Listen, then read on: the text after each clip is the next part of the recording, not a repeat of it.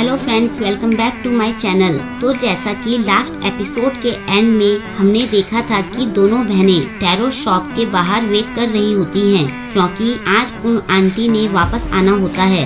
शिया के ड्रिंक्स लेने जाने के बाद शियोन नेकलेस हाथ में लेकर आंटी के कुछ दिनों बाद वापस आने की विश मांगती है।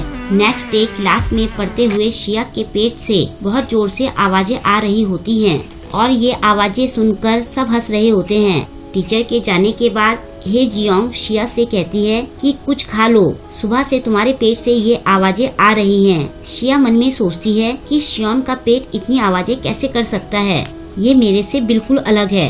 तभी हान सियोक आकर उसे चॉकलेट ऑफर करता है। शिया उससे कहती है कि क्या हमारा अफेयर चल रहा है जो तुम मुझे ये दे रहे हो। वो उसकी चॉकलेट खाने से मना करके चली जाती है। शाम को शिया रनिंग कर रही होती है। वो खाने की शॉप के सामने से गुजरती है और फिर वापस लौट कर आती है और फिर शॉप पर आकर वो खाने के अलग अलग आइटम्स ऑर्डर करती है। इतने सारे ऑर्डर्स देखकर वो शॉप वाली आंटी को लगता है कि वो ये सब पैक करके ले जाएगी, लेकिन जब शिया ये कहती है कि मैंने ये सब यही खाना है, ये सुनकर वो आंटी चौंक जाती है। फिर शियोन बड़े चटकारे लेकर वो सब खा जाती है। वो बहुत इंजॉय कर रही होती है। खाने के एंड होने पर उसे ध्यान आता है कि मैं तो डाइटिंग कर रही थी। वो खुद से कहती है कि मैं इतनी सी भूख नहीं सह सकी। वो शियोन से उसे मोटी कहने के लिए माफी मांगती है। दूसरी तरफ पार्क सियोंग शियोन को फोन पर उन दोनों का सॉन्ग सुना रहा होता है। फिर वो कहता है मैं म्यूजिक नहीं छोड़ने वाला, मैं अब और नहीं भागूंगा, मेरा साथ देने के लिए थैंक्स। फिर वो अपने मैनेजर को फोन करके प्रेस कॉन्फ्रेंस बुलाने के लिए कहता है। नेक्स्ट डे प्रेस कॉन्फ्रेंस में पहुंचकर वो ये कन्फेस करता है कि वो सॉन्ग्स उसने खुद बनाया था, लेकिन अनजाने में उसने वो म्यूजिक बना दिया था जो किसी दूसरे सिंगर्स का था। उसे खुद ये नहीं पता था।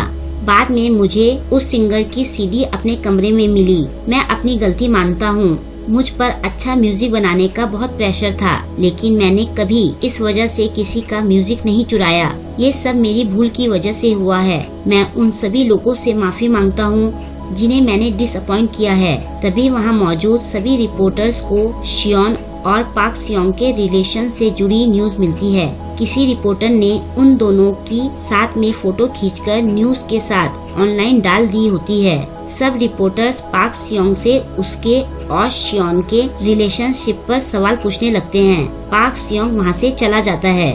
बाद में अपनी गाड़ी में बैठकर पार्क सियोंग शियोन से माफी मांगता है और कहता है कि मैं हमारी डेटिंग के र्यूमर वाली बात को मना कर दूंगा। मैं खुद अभी इस सिचुएशन में फंसा हूँ और मैं तुम्हारी हेल्प नहीं कर पाऊंगा। शियोन उसे अपना ध्यान रखने के लिए कहकर चली जाती है। शियोन अपने ग्रुप का वेट कर रही होती है। तभी उसकी डेटिंग की न्यूज पढ़कर शिया वहाँ आ जाती है। वो उस पर चिल्लाते हुए कहती है कि मैंने तुम्हें डेट करने के लिए मना किया था ना, तुम मेरी बॉडी में रहकर पार्क सियोंग को कैसे डेट कर सकती हो, वो बहुत बेकार है। शियोन शिया को पार्क सियोंग की बुराई करने से मना करती है। शिया कहती है क्या तुम पागल हो गई हो, मैंने तुम्हें इन सब से बचकर रहने के लिए कहा था। क्या तुम अपने सारे कमर्शियल एड्स खोना चाहती हो। शियोन कहती है मैं उसे पसंद करने लगी हूँ, मैं खुद पर कंट्रोल नहीं कर पा रही हूँ। शिया कहती है मुझे दिख रहा है कि तुम मेरी लाइफ एंजॉय कर रही हो, तुम मेरी तरह जी रही हो। इसका मतलब ये नहीं है कि तुम शिया बन गई हो, तुम शियोन हो और हमेशा ही मोटी और भद्दी शियोन रहोगी।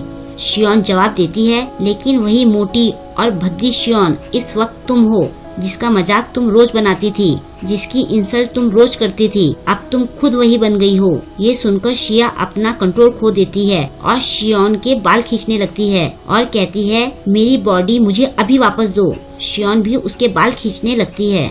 शियोन कहती है ये सूखी और मरीजों वाली बॉडी को तुम जल्दी वापस ले लो।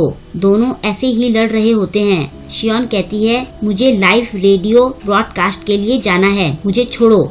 शिया कहती है क्या तुम्हें जाना है, असल में मुझे जाना है। तुम्हारी हिम्मत कैसे हुई मुझे शिया बनकर दिखाने की। शियोन कहती है तो मैं इसलिए ये थोड़ी ना कर रही हूँ क्योंकि ये मुझे पसंद है, मैं भी इससे परेशान हो चुकी हूँ। शिया कहती है मुझे पता है तुमने भगवान से हमेशा ये विश की होगी कि तुम्हें वो शिया बना दे। कार में बैठा पार्क सियोंग जब शियोन की आवाज सुनता है तो वो बाहर आता है और देखता है कि शियोन किसी से लड़ रही है। वो शिया और शियोन को अलग करता है और उसके धक्के से शिया जमीन पर गिर जाती है। वो शियोन से पूछता है कि क्या वो ठीक है और फिर वो पुलिस बुलाने के लिए कहता है, लेकिन शियोन उसे पुलिस बुलाने से मना कर देती है। पार्क सियोंग कहता है कि हम इसे ऐसे नहीं छोड़ सकते, पता नहीं आगे वो क्या करेगी। सोचो अगर उसने ऐसी बॉडी लेकर तुम पर हमला कर दिया तो। ये सुनकर शिया को भी अजीब लगता है। शियोन मन में सोचती है, मुझे लगा था हम डेटिंग कर रहे हैं, मैं तो हवाओं में उड़ रही थी। मुझे लगा था पार्क सियोंग सच में मुझे पसंद करता है। वो मेरा हाथ पकड़ता है, मेरी आंखों में देखता है और मुझे किस करता है, लेकिन असल में तो वो ये सब शिया के साथ कर रहा है। मुझे ये सोचकर भी शर्म आती है कि मैं ये सोचकर एक्साइटेड हो गई थी, इतना अमेजिंग लड़का मुझे पसंद करता है। असल में तो मैं एक बहुत मोटी लड़की शियोन हूँ, वो लड़की जिसमें देखने लायक कुछ भी नहीं है और जो वहाँ जमीन पर गिरी हुई है। मैं ये भूल गई थी, या शायद मैं ये नहीं जानती थी कि मैं ये भूलना चाहती थी। और इसी के साथ ये एपिसोड यहाँ पर खत्म हो जाता है। आपको ये वीडियो कैसा लगा मुझे कमेंट करके जरूर बताएं और वीडियो को लाइक और शेयर करना ना भूलें। अगर अभी तक आपने मेरे चैनल को सब्सक्राइब नहीं किया है तो चैनल को अभी सब्सक्राइब कर लें और लेटेस्ट वीडियो की नोटिफिकेशन पाने के लिए बेल आइकन को भी दबा दें। मिलते हैं नेक्स्ट एपिसोड के साथ। Thank you.